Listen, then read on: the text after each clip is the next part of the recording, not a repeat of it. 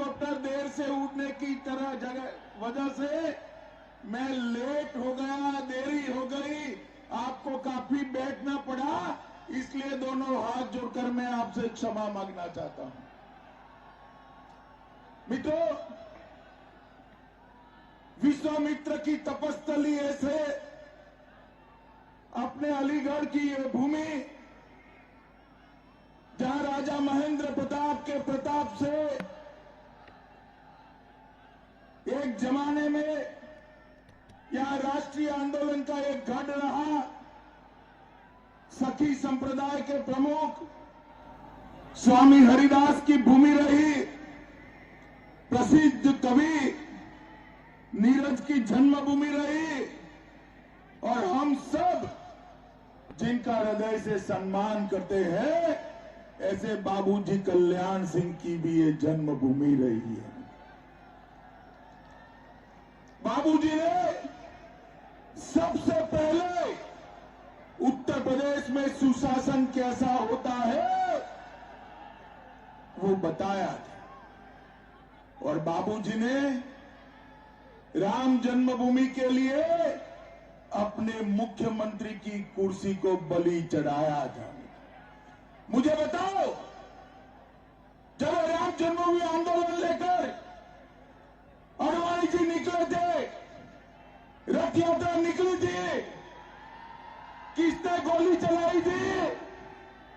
जोर से बोलो, किसने चलाई थी? समाजवादी पार्टी ने गोली चलाई थी। डंडे किसने चलाए थे? समाजवादी पार्टी ने चलाए थे। और राम मंदिर बनाने का काम किसने किया? हमारे प्रधानमंत्री नरेंद्र मोदी जी ने राम मंदिर का भूमि पूजन करने का काम किया है। मित्रों, अखिलेश बाबू कितना भी दम लगा दे, मैं आपको बताता हूं कि देखते देखते देखते कुछ ही महीनों में आकाश को छूने वाला प्रभु श्री राम का मंदिर बनने वाला है। और मित्रों, ये सभी उत्तर प्रदेश वालों की, दुनिया भर के श्रद्धालुओं की ये इच्छा थी। ये प्रदेश में जातिवाद, परिवारवाद, भ्रष्टाचार और क्षेत्रवाद से ये सपा बसपा सपा बुआ बबुआ इन लोगों का राज रहा। मुझे बताओ, ये बुआ बबुआ उत्तर प्रदेश का भला कर सकते हैं क्या? जोर से बोलो, कर सकते हैं? कर सकते हैं? उत्तर प्रदेश से गुंडाई समाप्त कर सकते हैं?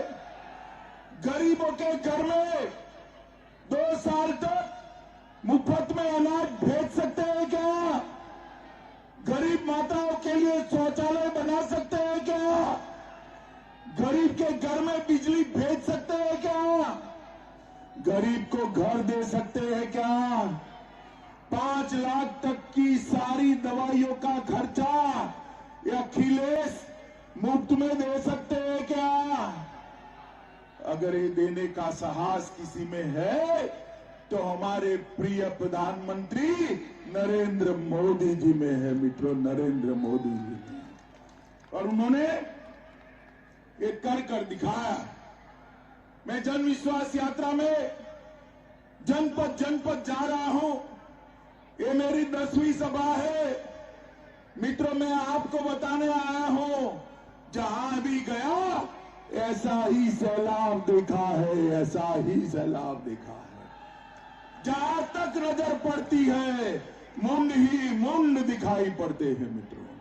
मित्रों, ये भीड़ देखकर मैं कहता हूं, अखिलेश बाबू कितना ऊपर नीचे हो लो, इस बार भाजपा की 300 से ज्यादा सीटों के साथ सरकार बनने वाली है। बनेगी या नहीं बनेगी? बनेगी या नहीं बनेगी?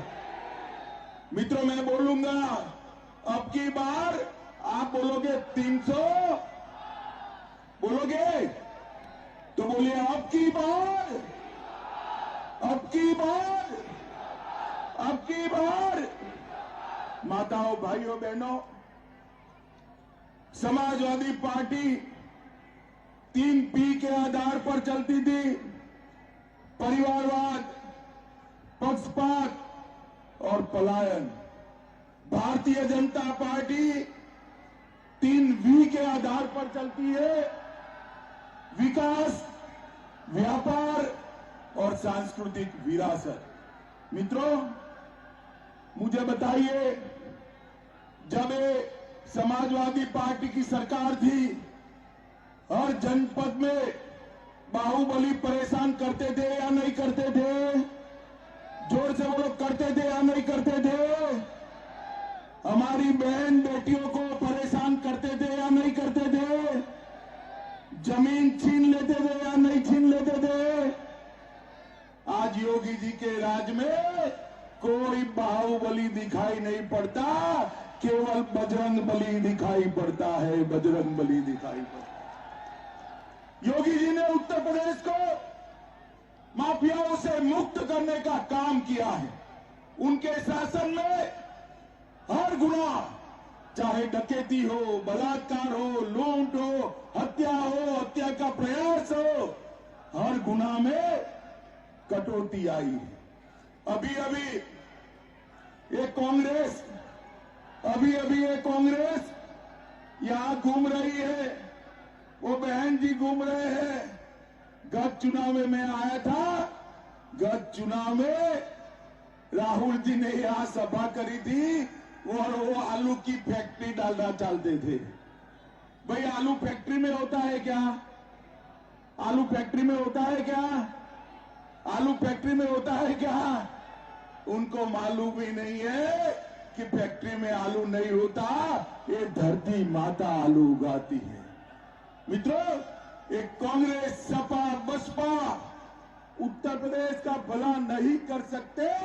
उत्तर प्रदेश का भला करना है तो मोदी जी के नेतृत्व में यहां पर भारतीय जनता पार्टी की सरकार बनानी पड़ेगी। मित्रों, आप मुझे बताओ, ये युवा बैठे हैं, बताएं, कश्मीर से धारा 370 हटनी चाहिए थी या नहीं हटनी चाहिए? जोर से बोले, हटनी चाहिए थी या नहीं हटनी चाहिए?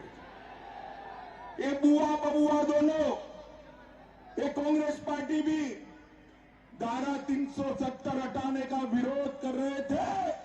नरेंद्र मोदी जी ने धारा 370 को 5 अगस्त 2019 को उखाड़ कर फेंक दिया और आज हमारा कश्मीर भारत का अभिन्न हिस्सा बना पड़ा है। मित्रों, देश में आतंकवाद था, कोई उसके खिलाफ बोलता नहीं था, हिम्मत नहीं थी।